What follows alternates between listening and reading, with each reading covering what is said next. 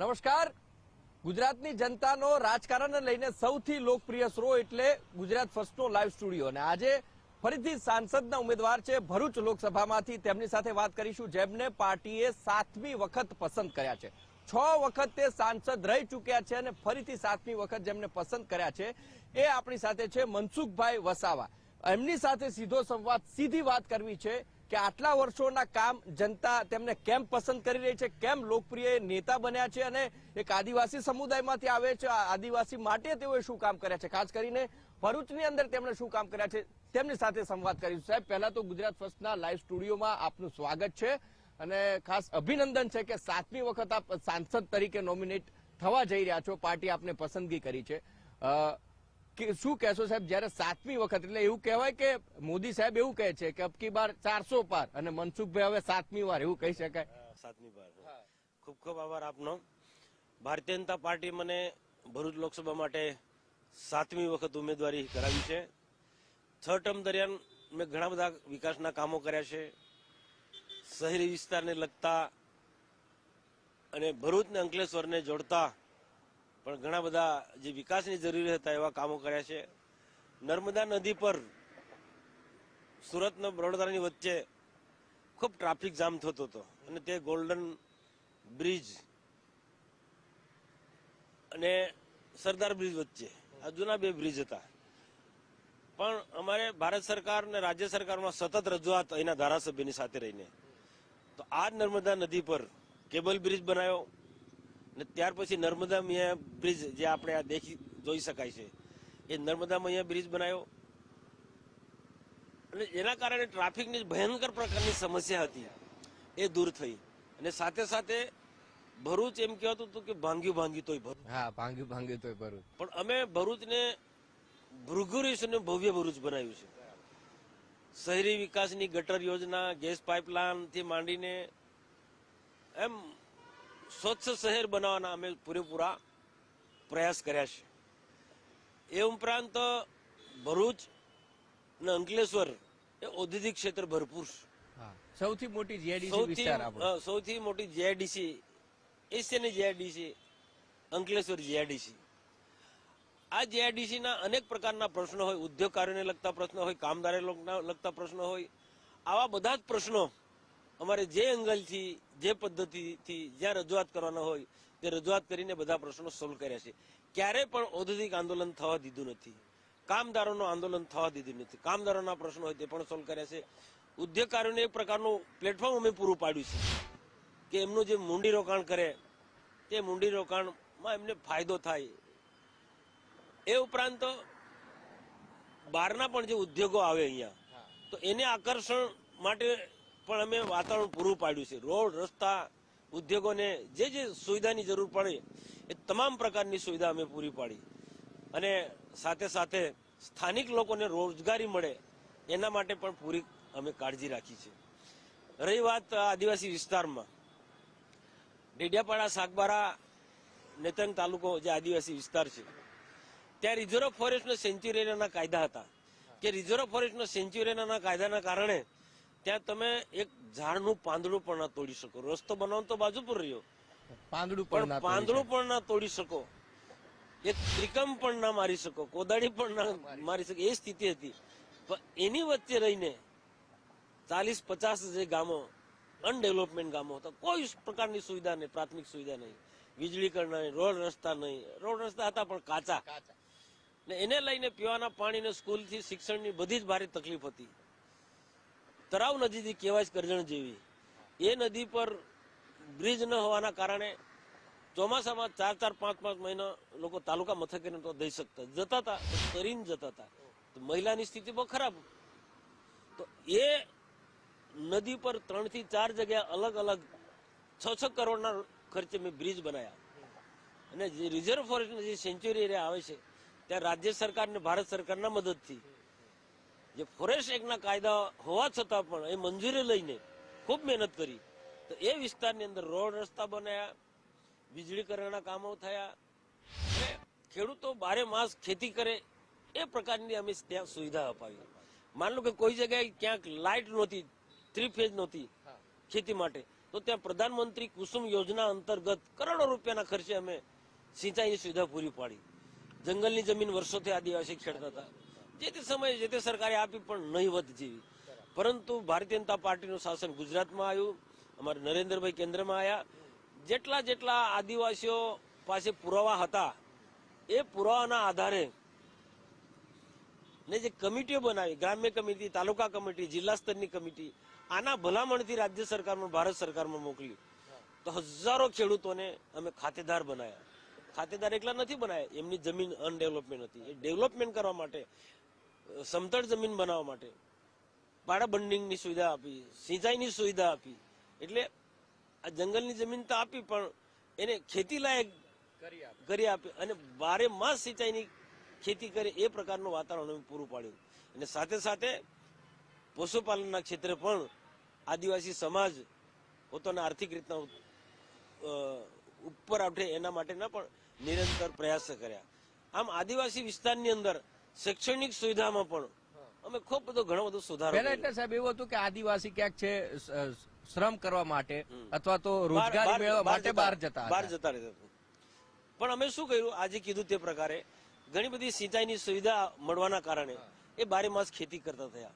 એટલે એમાં બ્રેક વાગ્યા. આજે પણ જાય છે. આજે જેની પાસે જમીન નથી એવા લોકો વાપી ઇન્ડસ્ટ્રીઝ છે, આ દહેજ વિસ્તારની અંદર, અંકલેશ્વર, પાનોલીમાં, ડેડિયાપાડા, સાગબારા, છોટાઉદેપુર સુધીના લોકો, કવાંટ સુધીના લોકો મજૂરી માટે જેની પાસે જમીન નથી એ આવે છે. પણ એ તો એનો કોઈ ઉપાય છે જ નથી કે સ્થાનિક એ વિસ્તારમાં બીજું કોઈ રોજગારીના કોઈ સાધન નથી. પણ જે છે જમીન, એ જમીન ખેતી લાયક 12 માસ સિંચાઈની થાય એના માટે સુવિધા કરી અને પશુપાલનનો ધંધો એનો થોડો અમે ડેવલપમેન્ટ કર્યો. તો આ પ્રકારના અમે ખૂબ વિકાસના કામો કર્યા. અને શૈક્ષણિક બાબતમાં કહું, નર્મદા જિલ્લો બન્યા પછી અમે મેડિકલ કોલેજ લાયા ત્યાં રાજપીપળા ખાતે, ઇજનેરી કોલેજ રાજપીપળા ખાતે લાયા, જિલ્લાની કૃષિ ઇજનેરી કોલેજ ડેડિયાપાડા સ્થાપિત. પેલા કોલેજ નહોતી રાજપીપળા. એટલે પહેલા એવું કહેતા કે આદિવાસી છોકરો ભણતો નતો પણ હવે ભણતો થયો. અને ડેડિયાપાડામાં કોલેજ લાયા અને નેત્રંગમાં પણ કોલેજ લાયા અને સાગબારામાં પણ કોલેજ લાયા. તો આ પ્રકારની શૈક્ષણિક સુવિધા જે વર્તમાનની અંદર જે આદિવાસીની જોઈએ એ પ્રકારની તમામ સુવિધા, આદર્શ નિવાસી શાળા, એકલવ્ય મોડેલ સ્કૂલ, આ બધી જ પ્રકારની શિક્ષણની સારામાં સારી સુવિધા અમે લોકોને પૂરી પાડી. ચોક્કસ સાહેબ, આદિવાસી વિસ્તારમાં આપણે કારણ કે ડુંગરાળ પ્રદેશ પણ ખરો, આપે જે વિસ્તારની વાત કરી સિંચાઈના પાણીની અને પીવાના પાણીની, પણ હજી સાહેબ ક્યાંક મુશ્કેલીઓ છે, તો આવનારા સમયમાં એ મુશ્કેલીઓ દૂર થાય માટે મનસુખભાઈ કેટલા તત્પર્ય છે? ચોક્કસ હજુ ઘણી સિંચાઈની સુવિધાની જરૂર છે ને એ યોગ્ય જગ્યાએ મેં રજૂઆત કરી સરકારમાં, રાજ્ય સરકાર, ભારત સરકારમાં, પાર્લામેન્ટમાં પણ 0 વર્ષમાં 377 ના માધ્યમ થકી સરકારનું ધ્યાન દોર્યું છે. મને ચોક્કસ ભાજપ સરકાર પર વિશ્વાસ છે કે હજુ પણ જે સિંચાઈથી વંચિત આદિવાસી ખેડૂતો છે એને સિંચાઈની સુવિધા પૂરેપૂરી રીતના, પાણીના સોર્સની તકલીફ છે પણ ગમે તે કરીશું. નર્મદા ડેમનું પાણી લીપ કરીને ઉપર પહોંચાડી શકીશું અથવા જે પણ રીતના કરી શકીશું, અથવા તો સ્થાનિક કક્ષાએ આડબંધ બંધીની પણ આપી શકાય, નાના બંધો બનાવીને પણ સિંચાઈની સુવિધા આપી શકાય, જેમ કે ગંગાપુર ડેમ બનાવવાનો જરૂરી છે. તો આવી રીતના પણ આદિવાસી ખેડૂતને પણ 12 માસ સિંચાઈની સુવિધા મળે એના માટે મેં બિલકુલ એ કટિબદ્ધ છે. અને ફરી જયારે લોકસભામાં 7મી વખત હું ચૂંટાઈને જઈશ ત્યારે સૌપ્રથમ જે સિંચાઈથી વંચિત ખેડૂતોને સિંચાઈની સુવિધા મળે એના પર ભાર મૂકીશ. અને સાથે સાથે અંકલેશ્વર છે, ભરૂચ કે દહેજ, જંબુસરના યુવાનોને મારા હમણાં ચૂંટણી પ્રચારમાં પણ આ જ વાત કહું છું, ચૂંટણી પ્રચાર કરતા વધારે ભવિષ્યમાં આપણે યુવાનોને કઈ રીતના આપણે આગળ રોજગારી મેળવે એ રીતના ચૂંટણી દરમિયાન પણ આનું માર્ગદર્શન આપી રહ્યું છું. ચૂંટણી તો જીતવાના જ છે પણ જીત્યા પછી અમે શું કરવાના યુવાનો માટે, કઈ રીતના રોજગારી આપવાના, એ અત્યારથી જ અમે યુવાનોને તૈયાર કરે છે. તો આ યુવાનોને પણ અત્યારથી હું કહું, તમે આ સારા આઈટીઆઈમાં જાઓ, સારા ટેકનિકલ કોર્સમાં જાઓ અને બની શકે તો સાયન્સના પ્રવાહ જાઓ, કોમર્સ ભણો, જેથી કરીને આ મોટા મોટા ઉદ્યોગોની અંદર આપણા સ્થાનિક યુવાનોને પણ કામ મળે. મતલબ ઉદ્યોગ કાર્ય પણ ઉદ્યોગ ચલાવો છે, ઉદ્યોગ કાર્ય પણ ઉદ્યોગ ચલાવે છે. હવે ઉદ્યોગ ચલાવવા માટે, મશીન ઓપરેટ કરવા માટે ઓપરેટર તો સારો જોઈએ ને, નહીં તો ઓપરેટ કરતા મશીન ના હોય તો મશીન આખું ફેક્ટરી ઠપ થઈ જાય. તો એ પ્રકારનો ઉદ્યોગોને જરૂર છે એવા કારીગરો અમે નિર્માણ કરી રહ્યા છે. ચોક્કસ આ સાહેબ, ઉદ્યોગો એ ખૂબ જ આવકાર્ય, કારણ કે એશિયાની સૌથી મોટી જીઆઈડી વિસ્તારો તો ભરૂચ ને અંકલેશ્વર છે. આ જ ઉદ્યોગોને વેગ મળે અને હજી પણ અહીંયા પ્રસ્થાપિત થાય વધારે ઉદ્યોગો, એના માટે આપણે, તમે 6 વખત સાંસદ રહ્યા છો અને 7મી વખત જયારે ઉમેદવારી કરી રહ્યા છો, એના માટે શું કામ થશે? જો અહીંનું વાતાવરણ એટલું સુંદર છે ઉદ્યોગોને અનુકૂળ, કાયદોની વ્યવસ્થા બિલકુલ સારી છે. એને ઝઘડિયા જેઆઈડીસી એટલી બધી ઝડપથી ડેવલપમેન્ટ થઈ રહી છે ને, અને ઝઘડિયા જેઆઈડીસી જે પ્રકારે ડેવલપમેન્ટ થઈ રહી છે તે આવનારા દિવસોમાં એ વિસ્તારના આદિવાસીઓને, સ્થાનિક લોકોને કોઈ ને કોઈ પ્રકારના એ ઉદ્યોગોમાં રોજગારી મળશે, અથવા તો ઉદ્યોગોને રિલેટેડ કોઈ ને કોઈ પ્રકારના રોજગાર ધંધા મળશે. એ ઉપરાંત જંબુસરમાં પણ મોટા મોટા ઉદ્યોગો જેનું ખાતમુહૂર્ત દેશના પ્રધાનમંત્રી નરેન્દ્રભાઈ મોદી સાહેબે કર્યું, એમાં પણ દેશ વિદેશના મોટા મોટા ઉદ્યોગો આવવાના છે. તો આ ઉદ્યોગોમાં પણ અમે આગોતરું આયોજન કર્યું છે, પાણી પહેલા પાડ બાંધવાનું કર્યું છે, કે અત્યારથી જ યુવાનો અમે તૈયાર કરીએ છીએ. જ્યારે ઉદ્યોગો કાર્યરત થાય તો તે વખતે જ્યારે ઉદ્યોગોમાં ભરતી થાય તે વખતે લાયકાતવાળા છોકરા હશે તો સ્થાનિક લોકોની ભરતી કરશે. ચોક્કસથી સાહેબ, આ જ ઉદ્યોગો આમ જોવા જઈએ તો એક તરફે અત્યારે પરિસ્થિતિ એવી થઈ રહી છે કે નોર્મ્સનું પાલન ઉદ્યોગો થતી ક્યાંક કેટલાક અંશે નથી થતું. એના કારણે જમીનમાં પાણી છે. ભરૂચમાં સૌથી મોટો પ્રશ્ન એ છે કે તમે બોર કરો, થોડા ઊંડા જાઓ ને પાણી ક્યાંક લાલ અથવા તો કેમિકલ વાળું અથવા તો બગડેલું આવે છે. એના માટેની રજૂઆતો કેન્દ્રમાં તમે કઈ રીતે કરેલી છે ને એના સુધારો થાય, કારણ કે પાણી એ જીવન જરૂરિયાત વસ્તુ છે. પાણી વગર ન તમારે ચાલવાનું ના કોઈને ચાલવાનું. એના માટેનું મનસુખભાઈ શું વિચારી રહ્યા છે? આપની વાત બિલકુલ સાચી છે, પણ હું દાવા સાથે કહું છું કે આજે સમસ્યા હજી પહેલાના સમયમાં ખૂબ હતી. ભૂગર્ભ જળ ખૂબ પ્રદૂષિત થઈ રહ્યા હતા, ભયંકર રીતના પ્રદૂષિત થઈ રહ્યા હતા. એને રોકવા માટે અમે જ્યાં પણ રજૂઆત કરવાની હતી ત્યાં રજૂઆત કરી છે. હવા પ્રદૂષણ પણ રોકવા માટેના બધા જ પ્રયત્નો કર્યા છે. આજે આંકડા બોલે છે, પહેલાની સ્થિતિમાં આજે ઘણો કંટ્રોલ છે. એ વસ્તુની જ્યાં આગ ત્યાં ધુમાડો નીકળવાનો છે. એટલે સામાન્ય આટલું પ્રદૂષણ તો ગમે એટલા પ્રયત્ન કરે તો એ ઉદ્યોગો છે તો એ થોડું રહેવાનું છે. પણ છતાં પણ નવી ટેકનોલોજી સાથે આવનારા દિવસોમાં બિલકુલ પ્રદૂષણ ના હોય, પ્રદૂષણ રહિત ભરૂચ જિલ્લો હોય, અંકલેશ્વર હોય, એ પ્રકારનું અમે વાતાવરણનું નિર્માણ અમે ઉદ્યોગો સાથે પણ આના માટે મિટિંગો કરી છે. પર્યાવરણ વિભાગના લોકો સાથે પણ આના સાથે મિટિંગો કરી. જ્યાં વૃક્ષો ઉગાડવાના જરૂર જણાય તો ત્યાં વૃક્ષો પણ ઉગાડી રહ્યા છે અને અપીલ કરીએ છીએ લોકોને, અમે અપીલ પણ કરીએ છીએ. તો આ પ્રકારનું આવનારા દિવસોમાં જેટલું પણ આ વિસ્તારમાં પ્રદૂષણ સારું રહે ને પ્રદૂષણ ઓછું હોય તો સ્વાભાવિક છે લોકોના સ્વાસ્થ્ય સારા રહે. તો આ પ્રકારના નિરંતર આવનારા દિવસોમાં હમણાં પણ કરી જ રહ્યા છે, પણ આવનારા દિવસોમાં પણ વિશેષ કાળજી રાખીશું. ચોક્કસથી સાહેબ, આદિવાસી સમાજમાંથી આવતો સાહેબ, અત્યારે એક મુદ્દો બહુ ચાલી રહ્યો છે આદિવાસીના જાતિના દાખલાઓને લઈને. એ મુદ્દો કેમ સાહેબ ચર્ચામાં ને એના માટે મનસુખભાઈ કઈ રીતે કામ કર્યા છે? કારણ કે આદિવાસીઓ એવું કહી રહ્યા છે કે અમને અમારી પ્રમાણપત્ર નથી મળતું, જાતિના દાખલા નથી મળતા, ધક્કાઓ ખાઈએ છીએ, પરંતુ એનું નિરાકરણ નથી આવતું. જો એમાં આદિજાતિના ખોટા દાખલા ભૂતકાળના 1956 થી ખૂબ મોટી સંખ્યામાં મળ્યા. જે આદિવાસી નથી તેવા લોકોએ સરળતાથી નોકરી મળી જાય એટલે આદિવાસીના દાખલા બહુ હજારોની સંખ્યામાં નહીં, લાખોની સંખ્યામાં મેળવ્યા. અને એ આદિજાતિના દાખલાના આધારે ઘણા બધા ક્ષેત્રોની અંદર બોગસ લોકોએ સરકારી નોકરી મેળવી. પરંતુ આ વર્ષોની આદિવાસી સંગઠનો દ્વારા એની લડત હતી અને છેલ્લા 500 વર્ષ પહેલા મોટું આંદોલન થયું ગુજરાતભરની અંદર. હવે એ આંદોલન અવળી દિશામાં જાય એના પહેલા હું ગણપતભાઈ વસાવા અમે બેઠા, કેટલાક સંગઠનના લોકોને સાથે બેસાડ્યા અને મેં કીધું આપણે આંદોલન કરીશું, સચિવાલય આપણો ઘેરાવો કરીશું, ત્યાં તીર કામઠાનો મારો ચલાવીશું, એનાથી પ્રશ્ન ઉકેલાવાનો નથી. ગમે એટલા સશક્ત આંદોલનો કરીશું પણ એના કોઈ મેળ નથી કરવાનો, પરિણામ નહીં આવો, સામે સરકાર ફાયરિંગ કરશે, આદિવાસીઓ મોટી સંખ્યામાં ખુવારી થાય. તો એવા સંજોગોમાં આદિવાસી સંગઠનોને સાથે રાખીને ગણપતભાઈ વસાવા અને વિજયભાઈ રૂપાણી મુખ્યમંત્રી તે વખતે હતા, એમને સાથે રાખીને વિધાનસભાની અંદર ભાજપ સરકાર બિલ લાવી, કાયદો બને, નિયમો બનાવ્યા. હવે સ્વાભાવિક છે કે આ જે નિયમો બન્યા પછી એ પ્રમાણપત્ર આપતા પહેલા ચેક તો થાય, પણ ખોટા વ્યક્તિ રહી નથી જતા. થોડી તકલીફ પડે છે, હું સ્વીકારું છું. આ તો એક સિક્કાની બે બાજુ છે. પેલા ખોટા પ્રમાણપત્રો ગમે તે રીતના લઈ જતા હતા, એ હવે નથી થતા. હવે તકલીફ થાય છે. કેટલાક વખત આ પ્રક્રિયામાં સાચો આદિવાસી છે એને બી તકલીફ થાય છે, પણ આવું ક્યાંક હોય તો અમે તરત જ એને ઝડપથી પ્રમાણપત્ર મળી જાય એવું અમે પ્રયત્ન કરીએ છીએ. અને જે તે મામલતદારોને પણ મેં સૂચના આપી દીધી હતું, કલેક્ટરને પણ સૂચના આપી દીધી હતી કે સાચો આદિવાસી છે એ હેરાન નહીં થાય, પણ ખોટા આ મારું ભાજપ સરકારનો એક બહુ મોટી સિદ્ધિ કહી શકાય. ચોક્કસથી. મનસુખભાઈ, સાથે સાથે હવે આ વખતે ગઠબંધન થયું છે સીટ ઉપર. સામેના પક્ષોએ કોંગ્રેસ અને આમ આદમી પાર્ટીએ ગઠબંધનના ઉમેદવાર ઉતર્યા છે. ચૈતર વસાવા જે એક પણ આદિવાસી સમુદાયમાંથી જ આવે છે. મનસુખભાઈ ઉમેદવારને કેવી રીતે જોઈ રહ્યા છે? હરીફ ગણી રહ્યા છે કે પછી કે ના ભાઈ કોઈ ચિંતા નથી મનસુખભાઈને? જો કોઈ પણ ચૂંટણીમાં હોય, હું તો કહું સરપંચની ચૂંટણી, તાલુકા પંચાયતની ચૂંટણી કે પછી જિલ્લા પંચાયત કે વિધાનસભાની ચૂંટણીમાં એ ઉમેદવાર અપક્ષ હોય તો પણ એને મજબૂત જ માનો. હું હંમેશા જીવનમાં માનું છું કે સામેના વ્યક્તિને નબળો નહીં માનવાનો. અને આપણે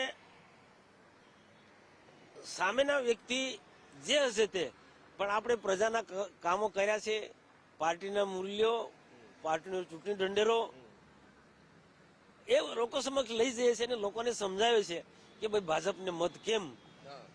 એક માત્ર હિન્દુસ્તાનની અંદર એક એવી પાર્ટી છે કે રાષ્ટ્રીય વિચારધારામાં માનનારી પાર્ટી છે. બાકી બીજી બધી પાર્ટી તો તમે જોઈ શકો છો. એક કોંગ્રેસ હતી નેશનલ પાર્ટી, પણ એ પ્રાદેશિક પક્ષ આજે બની ગયો છે. હવે બાકીના જે પ્રાદેશિક પક્ષો છે એ પ્રાદેશિક એમાં આપ પણ આવી જાય છે. ભલે નેશનલ લેવલ માનતા હશે પણ એ પ્રાદેશિક બરાબર છે. હવે પ્રાદેશિક પક્ષો એ પ્રાંતની ચિંતા કરશે, આખા દેશની ચિંતા નથી કરી શકવાના. તો આખા દેશની ચિંતા એકમાત્ર નેશનલ લેવલની પાર્ટી હોય ને તે ભાજપ જ કરે. તે રાષ્ટ્રીય વિચારધારામાં માનનારી ભારતીય જનતા પાર્ટી છે. તો રાષ્ટ્રને ખરેખર મજબૂત બનાવવો છે. ભારતને પણ અમેરિકા ચાઇનાની હરોળમાં વિકાસના માર્ગે આપણે લઈ જવો છે. તો એ ભાજપ સિવાય બીજું કશું જ નથી, કોઈ કરી નથી શકવાનો. એ ભાજપ જ કરી શકશે. અને એના માટે દેશના પ્રધાનમંત્રી નરેન્દ્રભાઈ મોદી સાહેબ આજે ગરીબથી માંડી, ખેડૂતથી માંડી, મહિલાથી માંડી, યુવાનોથી માંડી એને ઉપર ઉઠાવવા માટેના હર હાથકો કામ, દેશના એક એક વ્યક્તિને કોઈ ને કોઈ પ્રકારનું કામ મળે, કોઈ બેકાર ના રહે અમેરિકાની સિસ્ટમથી. એ પ્રકારનું આખા વાતાવરણ, એ પ્રકારની યોજના લઈને તેઓ ચાલી રહ્યા છે. અને મને સંપૂર્ણ વિશ્વાસ છે કે જે પ્રકાર દેશના પ્રધાનમંત્રી નરેન્દ્રભાઈ મોદી ચાલી રહ્યા છે દેશને એક મજબૂત રાષ્ટ્ર બનાવવાના, તો એમાં એ બનીને જ રહેવાનું છે. અને આજે તમે જો આવે દેશના પ્રધાનમંત્રી આજે ફક્ત ભારતના જ નહીં વિશ્વમાં એનું નામ છે. તો આવી ભાજપ સામે આવા નેતૃત્વવાળા નરેન્દ્રભાઈના નેતૃત્વવાળી સરકાર, નેતૃત્વવાળી પાર્ટીમાં અમે આમ આદમી પાર્ટી જે હશે તે પણ અમે એનો સામનો કરીશું. અમે નબળા તો માનતા નથી. કોઈ અપક્ષ હોય સ્પર્ધીને કોઈ દિવસ નબળો નહીં માનો. આપણે એને લોકોને આપણી વાત સમજાવી ના શકીએ તો ક્યારેક ગોથું પણ ખાઈ જવાય. એટલે અમે અમારી રીતના કરેલા કામોના આધારે સંગઠનના તાકાતથી અમે લોકોના મત મેળવી રહ્યા છે. આ નર્મદા મૈયામાં ખૂબ મને શ્રદ્ધા છે અને નર્મદા મૈયાના અહીંયાથી પસાર થતો હું તો મારું મસ્તક નમાવું છું. નર્મદા નદીના દેવી દેવતાઓ વસેલા છે એ બધાને હું નમન કરું છું. અને નર્મદાએ આખા ગુજરાતની જીવાદોરી છે. આખા ગુજરાતને ખેડૂતોને પાણી આપ્યું છે, પીવાનું પાણી આપ્યું છે. તો એ નર્મદાને હું નતમસ્તક નમન કરું છું. અહીંયા દરિયાદેવ પણ નજીકમાં છે. દરિયાદેવને પણ હું, એવું નથી કે હમણાં ચૂંટણીમાં પ્રચારમાં એટલે તમને જ્યારે પણ હોય ત્યારે પણ અહીંથી નીકળવું એટલે માતાને પ્રણામ કરવું, માથું નમે. તો નર્મદા મૈયાને હું પ્રાર્થના કરું છું કે એમને રાષ્ટ્ર માટે, સમાજના માટે કામ કરવાની શક્તિ પ્રદાન આપે. પ્રશ્ન હતો સાહેબ કે ભરૂચની જનતા માટે મનસુખભાઈ શું છે? કારણ કે આટલા ટર્મથી જીતીને આવી રહ્યા છે એટલે લોકચાહના પણ હશે, લોકપ્રિયતા પણ હશે. તો મનસુખભાઈની દ્રષ્ટિએ જનતા શું વિચારી રહી છે અને કેમ લોકપ્રિય મનસુખભાઈ? જો મારો એક સ્વભાવ છે, સમાજની અંદર, સંસારની અંદર અનેક જાતના, અનેક પ્રકારના લોકો રહેવાના, અનેક પ્રકારના જાતિ ધર્મના લોકો રહેવાના, પણ ક્યાંય પણ એકબીજા વચ્ચે ભાગલા પાડોનો રાજ કરો નીતિ મારી નહીં. અમે જોડવામાં માને, તોડવા નથી માનતા. અને અહીંની જનતા એ ખૂબ સારી રીતે જાણે છે કે મનસુખભાઈ હંમેશા બધાને સાથે લઈને ચાલે છે. એક અખંડ ભારતનું જે સ્વપ્ન છે એ નરેન્દ્રભાઈ મોદીનું, સરદાર વલ્લભભાઈ પટેલનું, આપણા આઝાદીના લડવૈયાઓનું, અખંડ ભારતનું, એ ભાજપ જ પૂરું કરવાનું. એ ભાજપના સૈનિક તરીકે અમારે ફરજ છે. અમને સમય સમય પર માર્ગદર્શન મળતું હોય ભારતીય જનતા પાર્ટીના નેતાઓનું કે આપણે અખંડ ભારત માટે કામ કરીએ છીએ. તો કોઈ જાતના જ્ઞાતિ, જાતિ, ધર્મ વગર ભાગલા પાડોનો રાજ કરો નીતિ આપણી નહીં હોવી જોઈએ. આપણા માટે દરેક ભારતીય સન્માનીય છે. તો આ મારા ભરૂચ લોકસભા વિસ્તારની અંદર કોઈ પણ હોય, હું તો વિરોધી હોય પણ એ ભારતનો નાગરિક છે, અહીંનો નાગરિક છે, એ દ્રષ્ટિથી જોઉં છું. અને ક્યાંક જરૂર જણાય તો વિકાસની સાથે એમને પણ જોડું છું ને એમની પણ જરૂર હોય એવા ગામોને કે એવા વ્યક્તિઓને, તો એમાં અમને મદદરૂપ થઈએ છીએ. કે સાહેબ છેલ્લા 2 પ્રશ્ન પૂછીને આપણી વાત પૂરી કરીએ. પહેલો પ્રશ્ન એ કે સાહેબ જ્યારે સામેના ઉમેદવારનું નામ ડિક્લેર થયું અને પછી ભાજપમાં છોટુ વસાવાના પુત્ર મહેશભાઈ છે ભાજપમાં જોડાય છે, તો ક્યાંક પ્લાન હતો કે સાહેબ સામેના પક્ષ છે અને આપે જેમ કીધું કે નબળો ન માનવો અને એટલા માટે જ ક્યાંક ડેમેજ કંટ્રોલ કરવા માટે ભાજપમાં મહેશભાઈ જોડાયા હોય? ના એવું નથી. ભારતીય જનતા પાર્ટી કરેલા કામના આધારે, સંગઠનના તાકાતના આધારે લોકસભા તો જીતવાના જ છે. પરંતુ સમગ્ર દેશ અને ગુજરાતની અંદર ઘણા બધા મોટા મોટા નેતાઓ, દેશના પ્રધાનમંત્રી નરેન્દ્રભાઈ મોદી નો જે પ્રભાવ વધી રહ્યો છે, નરેન્દ્રભાઈ મોદીનું જે વ્યક્તિત્વ છે અને જે પ્રકારની રાજ્ય સરકાર ને ભારત સરકાર જે વિકાસના કામો કરે છે, તો વિકાસના કામોનો ધ્યેયને અને ભારતીય જનતા પાર્ટીની પોલિસીને ધ્યાનમાં રાખીને આવા ઘણા બધા લોકો જોડાયા છે. તો એમાં મહેશભાઈ પણ એક પાર્ટ છે. એને આદિવાસી સમાજનું કામ કરવું છે. તો આદિવાસી સમાજનું કામ કરવું હશે તો સત્તા વગર તો થવાનું નથી. રાજ્ય સરકાર ભાજપની છે, કેન્દ્રમાં પણ ભાજપની સરકાર છે અને હવે પછી પણ ભાજપની સરકાર બનવાની છે. રાજકારણમાં હોય એવા વ્યક્તિને ખ્યાલ આવી જાય, જેની સરકાર હોય એની સાથે રહે તો આપણું પણ કામ થાય અને સમાજનું પણ કામ થાય. મહેશભાઈ આદિવાસીઓના કામ થાય એ ઉદ્દેશ્ય સાથે જ ભાજપમાં જોડાયા છે. ચોક્કસ. છેલ્લો પ્રશ્ન સાહેબ, આદિવાસી ભાઈ બહેનો માટે, ભરૂચની જનતા માટે અને ખાસ કરીને જયારે એશિયાની સૌથી મોટી જીઆઈડીસી અહીંયા આવે છે, તો એ બધા માટે મનસુખભાઈનો શું સંદેશ છે આ લોકસભાની ચૂંટણીને લઈને? જો ભરૂચ લોકસભાના તમામ મતદારોને હું તો નતમસ્તક નમન કરું છું કે 6 ટર્મથી મને સાથ સહકાર આપતા આવ્યા છે અને વિજયી બનાવતા આવે છે. અને આ વખતે પણ એ જ આશા રાખું છું કે આપણે દેશના પ્રધાનમંત્રી નરેન્દ્રભાઈ મોદીને 3જી વખત પ્રધાનમંત્રી બનાવવાના છે અને 3જી વખત પ્રધાનમંત્રી બનાવ્યા પછી રાષ્ટ્રને ખૂબ ઊંચાઈ સુધી લઈ જવાના દેશના પ્રધાનમંત્રીનું એક સપનું છે અને એ સપનું એમનું સાકાર થતું જોઈ રહ્યું છે. તો રાષ્ટ્રના વિકાસમાં જ્યારે નરેન્દ્રભાઈ મોદી આટલા બધા પ્રયત્નો કરતા હોય ત્યારે આપણી ભરૂચ જિલ્લાની જનતા પણ અહીંયા ભાજપને મત આપી નરેન્દ્રભાઈ ને એ જે કામ કરવાની જે પદ્ધતિ છે, રાષ્ટ્રને ઉપર ઉઠાવવાની અનેક પ્રકારની કલ્યાણકારી યોજનાને ધ્યાનમાં રાખીને એ ભાજપને મત આપે. એમને ગેરંટી વાળી મોદીની સરકાર, ગેરંટી વાળી મોદીની યોજનાઓના આવનારા સમયમાં પણ આપણે આપણા વિસ્તારની અંદર પૂરેપૂરો લાભ લેવો છે. તો ભાજપને જ બધા મત આપો અને ખૂબ સારી સંખ્યામાં એક બૂથ જીતવાના અભિયાન સાથે અમે ચાલીએ છીએ. તો મતદારોને પણ એમ અપીલ કરું છું આપણે આપણા વિસ્તારની અંદર આવેલા એક બૂથ આપણે જીતીએ. ચોક્કસ. એક અચાનક પ્રશ્ન યાદ, એક ગીત સાથે આપ ઝૂમતા છે, વિડીયો પણ ખૂબ વાયરલ થયો હતો કે ભરૂચમાં કોઈ ના ચાલે, મનસુખ વસાવા જ ચાલે. એ ગીત પણ ખૂબ વાયરલ થયું, તો એ લોકચાહના પણ આપની દેખાઈ રહી છે. જી આમાં એક સામાજિક પ્રસંગ હતો. એક સામાજિક પ્રસંગમાં મારે જવાનું થયું, તો ત્યાં સામાજિક પ્રસંગની અંદર યુવાનોને ઉત્સાહમાં આ ગીત ગાયું અને અમારા આદિવાસી સમાજની સાંસ્કૃતિક એક વારસો મળેલો છે. અમે પણ ત્યાં પણ ક્યારેક અમે પણ આવા ગીતોની સાથે ઝૂમી લઈએ છીએ. એટલે એ જ સ્વભાવ રહ્યો છે. હંમેશા ખૂબ ખૂબ ધન્યવાદ સાહેબ અમારી સાથે વાત કરવા માટે. એટલે બહુ સ્પષ્ટ વાત છે કે પતિ પરધીને કોઈ દિવસ નબળો છે, મનસુખભાઈ છે એને નબળો નથી માનતા, કારણ કે 6 ટર્મનો અનુભવ છે ને 7મી વખત તેઓ ઉમેદવારી કરી રહ્યા છે. એટલે પોતે કરેલા કામો વેપારીઓ માટે, ઇન્ડસ્ટ્રી માટે, આદિવાસીઓના જે જાતિના દાખલાની વાત છે, એમણે બહુ સ્પષ્ટ વાત કીધી કે ખોટા દાખલાઓ પહેલાની સરકારમાં ખૂબ મેળવી લીધા છે અને ફરીથી કોઈ ખોટો આદિવાસી ન બને એ માટેની આ પ્રક્રિયા છે ને પ્રક્રિયામાંથી તો સૌ કોઈએ પસાર થવું પડશે. એમાં સાચા આદિવાસીને ક્યાંય પણ જો કોઈ તકલીફ પડશે તો મનસુખભાઈ એની સામે ઢાલ બનીને ઉભા હશે. સાથે સાથે આવનારા સમયમાં સિંચાઈનો પ્રશ્ન છે, આદિવાસી બેલ્ટની અંદર પાણીના પીવાનો જે પ્રશ્ન છે અને વેપારીકરણના કારણે જે પાણી પ્રદૂષિત થઈ રહ્યું છે એ નિકાલ કરવાનો પ્રાથમિકતા એમની રહેશે. એટલા માટે જ મનસુખભાઈ એક વિશ્વાસ વ્યક્ત કર્યો છે કે આ 7મી વખત પણ મનસુખભાઈ ભાજપનું કમળ ફરીથી કેન્દ્રમાં મોકલવાના છે. ફરીથી મળીશું નવા એક ઉમેદવાર, નવી એક લોકસભા અને નવા જનતાનો મૂડ જાણવા માટે. ત્યાં સુધી મને રજા આપશો. નમસ્કાર.